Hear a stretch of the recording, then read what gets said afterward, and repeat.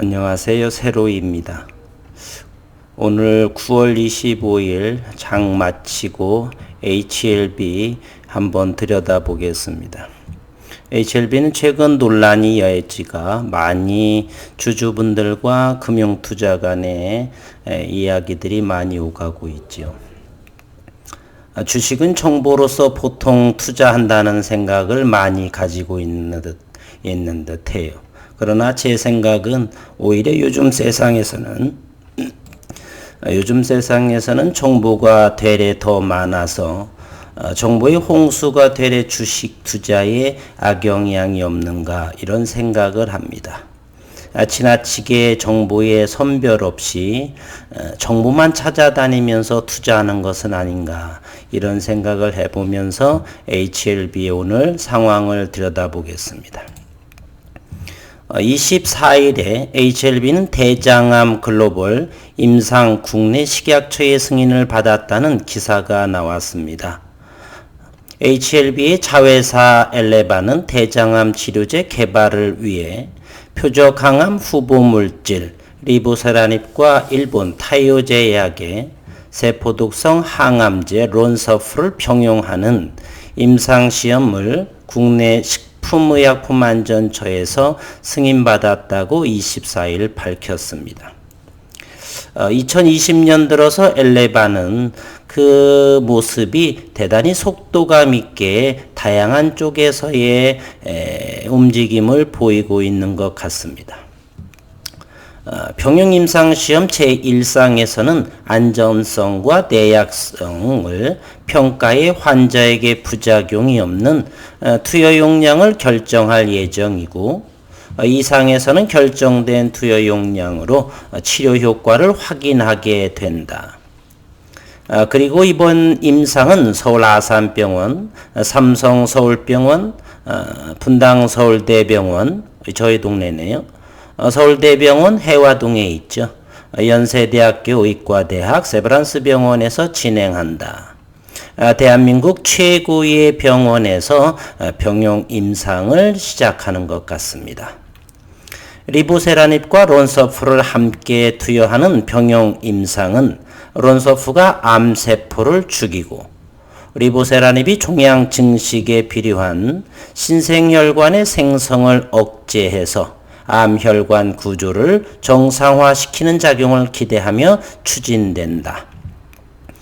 두 약물의 부작용이 겹치지 않고 모두 입으로 먹는 경구용 약이라는 점에서 시너지를 기대한다 이렇게 나왔고요. HLB 관계자는 미국에 이어서 국내에서도 임상이 승인돼 환자 모집 속도가 빨라질 것이라며 글로벌 협업을 통해 신속하게 진행하겠다라고 말했습니다. 지금 읽은 이와 같은 기사는 24일 그리고 모든 유튜버 분들이나 어디 주식의 카페라든지에서 많이 다 나왔던 내용이죠. 너무 지나치게 정보가 많아서 오히려 HLB 주가에 악영향은 있지 않나 조심스럽게 생각도 해보고요. 회사에서 어떤 기사를 나오기도 전에 이미 이곳저곳에서 이렇게 먼저 주식에서는 재료가 생명인데 재료가 많이 좋은 내용이 희석되지 않나 하는 주주로서의 염려스러운 말을 남겨봅니다. 그러면 오늘의 이 기사의 내용은 24일자죠. 어제 이 기사의 내용은 무엇인가 잠시 생각해 봤습니다. 2020년 들어서 엘레바의 여러 가지 어떤 자회사들의 또 투자 그리고 신약의 계약건들 이러한 속도감 있는 전개가 2019년에 비해서 월등하게 빠르고 가파르게 진행된다는 사실이고요. 그리고 대한민국 최고의 병원에서 임상을 모두 진행한다는 것 바로 리보세라닙의 탁월한 효능의 결과물이 아닌가 하는 생각을 해봅니다. 이렇게 리보세라닙의 효능 그리고 가치 증대 그리고 인식의 상승 이런 것들을 저는 오늘 이 기사를 통해서 생각해 봤습니다.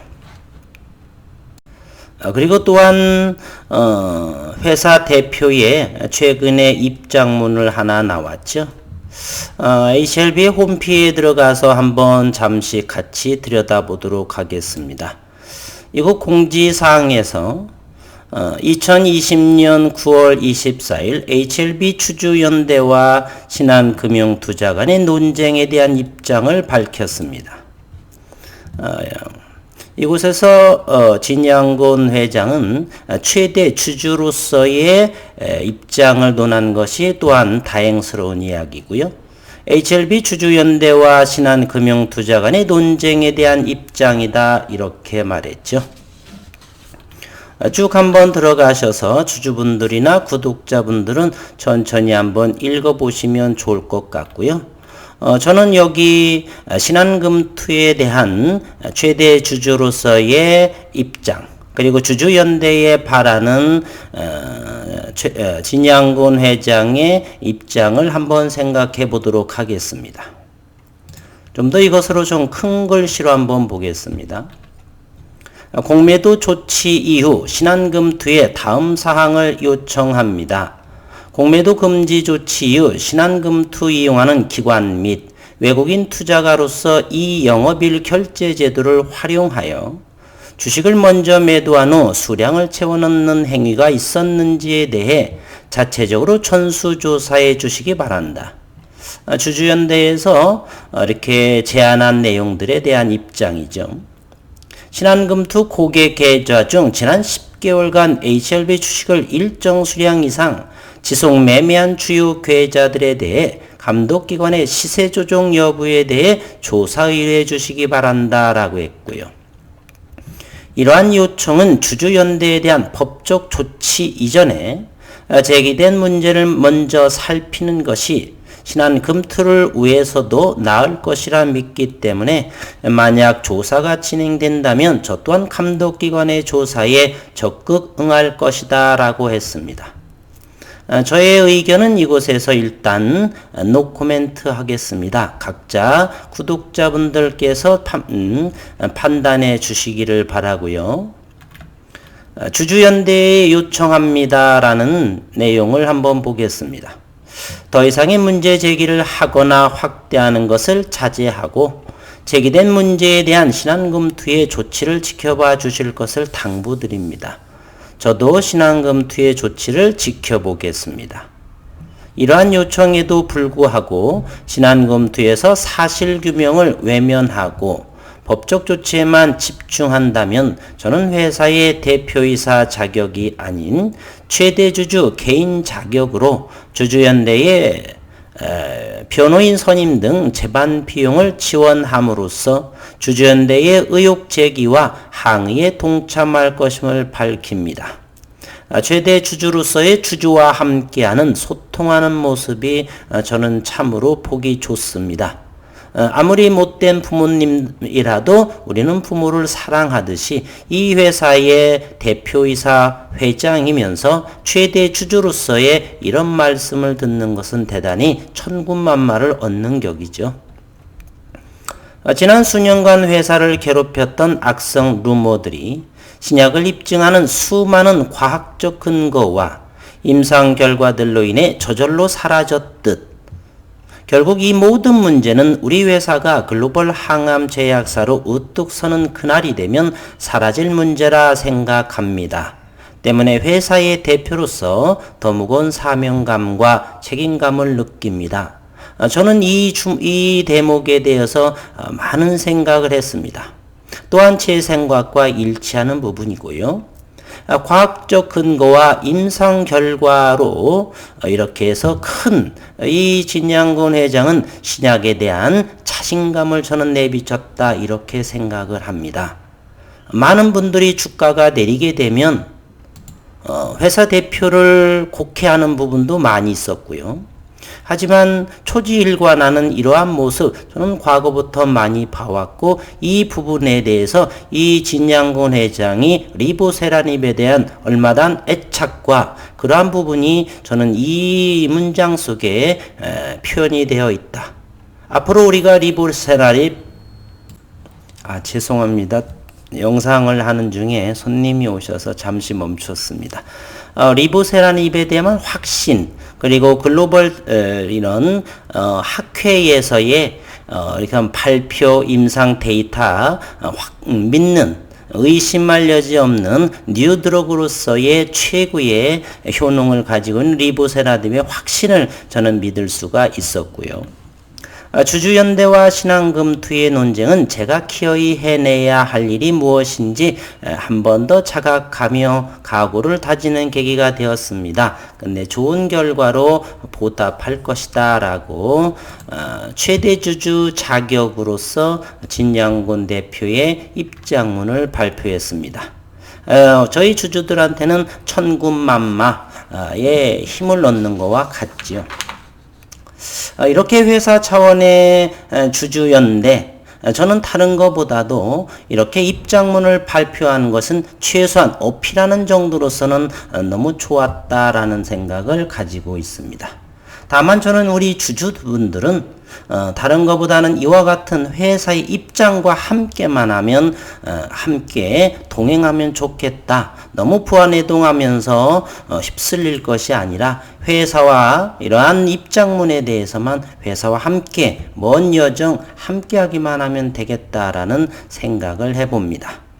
오늘 한 주간의 주가의 모습을 들여다보도록 하겠습니다. HLB 현재는 5일째 정도를 가격 조정을 받고 있는 모습이고요. 하방으로 여전히 열려져 있습니다. 종양학회에 대한 기대감으로 상승을 했고 좋은 결과가 발표됐음에도 누군가는 익절하는 모습, 저는 그와 같이만 보입니다. 이제 두 번째로 과거의 분석들을 한 번 더 살펴보겠습니다. 호가창에 대한 이야기죠. 오늘은 상위 거래원에 5개를 보게 되면 매도 상위가 미래대우, 그 다음에 키움, 의외입니다. 잘못됐습니다. HLB인데, 네, HLB 키움, 그리고 삼성증권, 신한금융은 오늘 다시 71,900주가 매물로 나왔네요.